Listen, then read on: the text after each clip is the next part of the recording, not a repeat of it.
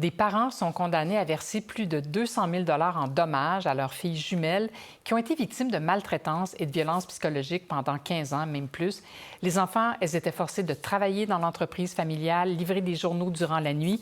Alors, pour discuter de cette décision inédite, je dirais, on reçoit Valérie Assouline, qui est une avocate spécialisée en protection de la jeunesse. Bonjour. Bonjour. Alors, je dis inédit. Est-ce que c'est vraiment une première? Est-ce que le fait que le tribunal reconnaisse le contrôle coercitif, c'est une première?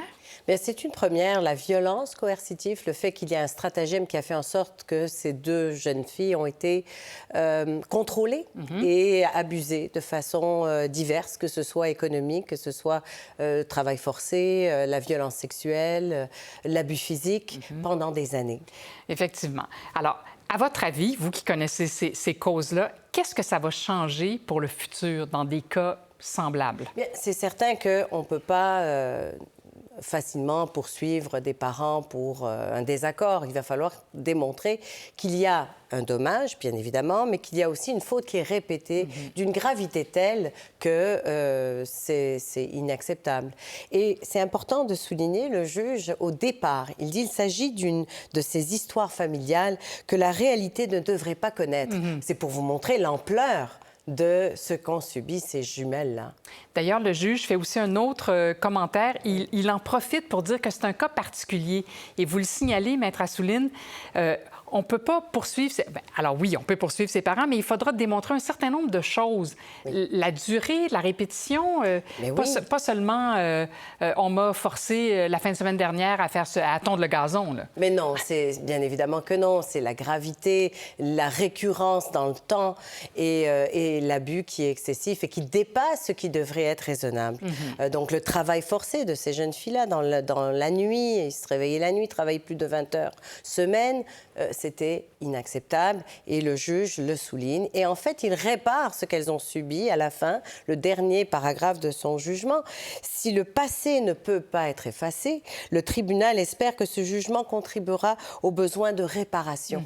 Alors, c'est ça. Mais c'est à ça que servent justement les dommages, d'autant qu'il y a des dommages punitifs. Donc ça, c'est encore plus fort. Là. Oui, punitif de 20 000 pour le père et des dommages non pécuniaires de 200 000 ce qui est vraiment rare.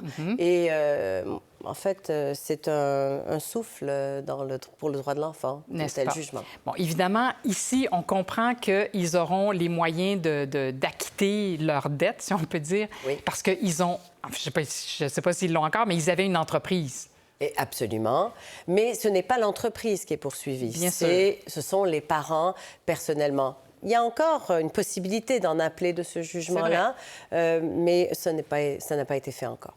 Bon, ce qu'on voit le plus souvent, ce sont des poursuites civiles dans le cas de gestes criminels qui sont posés. Hein? On le voit dans les affaires d'agression sexuelle. Ça commence à survenir de plus en plus devant les chambres civiles. Ici, il n'est pas question de crime comme tel. On sait qu'il y a des associations de droits des femmes qui veulent que le contrôle coercitif devienne un crime. C'est pas fait. Oui. Mais il reste que ce sont des comportements qui entraînent des dommages et c'est ça qu'on doit démontrer. C'est de ça qu'on doit faire la preuve. C'est exact. Et c'est ce qui a été fait dans ce jugement-là parce qu'il y a eu des psychologues qui sont venus témoigner à l'effet qu'il y a eu des dommages oui, psychologique, mais subi à cause de ce traumatisme-là vécu pendant l'enfance par ces jeunes filles-là. Parce que quand vous avez dit des dommages non pécuniaires, c'est-à-dire c'est des choses qu'on ne peut pas chiffrer, du genre j'ai perdu mon salaire. Là. Non, c'est exact, ce n'est pas pécuniaire, mais c'est tout ce qui est troubles psychologiques et toutes les séquelles qui vont rester suite à ce qu'elles ont vécu. Et ça se chiffre par un tribunal. Par un tribunal. Bon. Alors, si jamais le contrôle coercitif devenait un crime, là, comme on le réclame, est-ce que ces femmes-là pourraient porter plainte aux criminels contre leurs parents? Bien, c'est certain que si ça devenait un crime, ça ouvrirait cette porte-là. Et ça serait vraiment... Vous savez, le contrôle coercitif, on le voit beaucoup. On le voit dans plusieurs dossiers familiales, violences conjugales. Donc, ça serait vraiment... J'espère que le législateur va y penser à finalement en faire un crime. Eh bien, le législateur est interpellé par toutes sortes d'associations, assurément par des avocats, des avocates comme vous qui travaillez auprès des victimes, j'imagine? Oui. Oui. Et où malheureusement, parfois la violence est occultée et ce contrôle-là n'est pas compris souvent. Alors, ce jugement-là, c'est vraiment rafraîchissant de pouvoir avoir un jugement comme celui-ci. Alors, on sent que vous vous en servirez dans le futur. Certainement. Valérie Assouline, merci beaucoup d'être passée en studio. Merci à vous. Bonne journée. Pour voir nos émissions en entier, rendez-vous sur la chaîne Ici RDI.